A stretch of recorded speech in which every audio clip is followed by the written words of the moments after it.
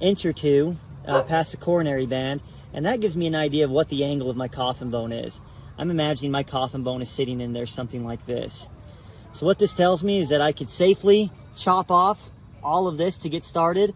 I'm going to do this with the reciprocating saw. These feet are hard, and it would take a very long time to do this with the nipper or a rasp. We'll chop this toe off, take down the heels, and get this hoof looking as normal as possible. And the closer we get to normal, the closer it is to anatomically correct.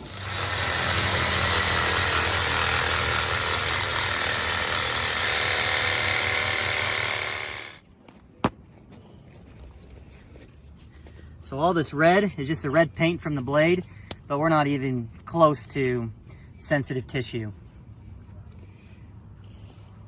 So we take down these heels now.